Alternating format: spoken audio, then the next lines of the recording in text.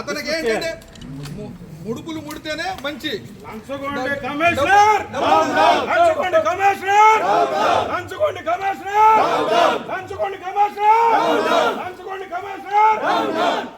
అందుకనే మేము ఫ్లెక్సిబిలిటీ నిన్న అయిపోయింది.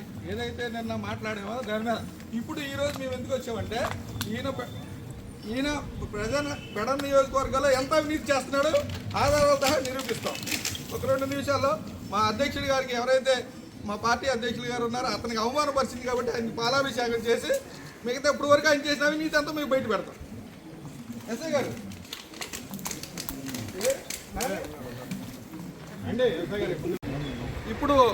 ఇప్పుడు వరకు ఈయన పెడ నియోజకవర్గంలో చేసిన అవినీతి మీద మీకు ఆధారాలు ఇవ్వడం జరిగింది. ఎవరైతే ఇప్పుడు వరకు చేసిన అవినీతి ఏదైతే ఉందో కమిషనర్ గారు వాళ్ళ ఇంటికి కూడా తీసుకెళ్ళడం జరిగింది. అక్కడ ఏమీ లేదు, ఒక వ్యాపారం ఉందని సృష్టించి అధికారాన్ని దుర్వినియోగం చేసి ఏ విధంగా కొత్త సర్టిఫికెట్లు ఇచ్చాడో చూపించాడు.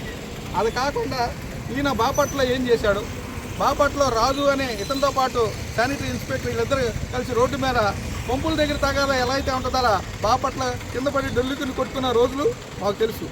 అలాగే ఈ పొద్దుటూరులో ఆయన ఏవైనా స్కాములు చేశాడో అవన్నీ ఆధారాలతో సహా మీకు ఇస్తా. అలాగే కందుకూరు పిఎస్ ఈయన శానిటరీ ఇన్స్పెక్టర్గా ఉన్నప్పుడు ఒక స్వీపర్తో అక్రమ సంబంధం పెట్టుకుని ఏదైతే ఉందో వాళ్ళ భర్త చూసి ఆయన సూసైడ్ చేసి చనిపోయిన పరిస్థితి. ఎఫ్ఐఆర్ కందుకూరులో కమిషనర్ గారి మీద ఉందో లేదో మీరు ఎంక్వైరీ చేయండి. ప్రతిదీ కూడా ఈ ఆధారాలతో సహా మీకు ఇస్తాను. దీనిపైన కలెక్టర్ గారికి కూడా ఇస్తాను, అలాగే ప్రిన్సిపల్ సెక్రటరీ గారికి కూడా ఇస్తాను.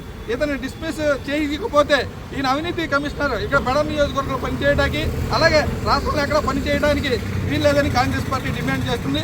ఇలాంటి అధికారుల్ని ప్రోత్సహిస్తే రాష్ట్ర వ్యాప్తంగా అవినీతిమయం అవుతుందని తెలియజేస్తున్నా.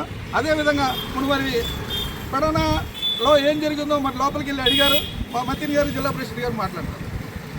అందరికీ నమస్కారం.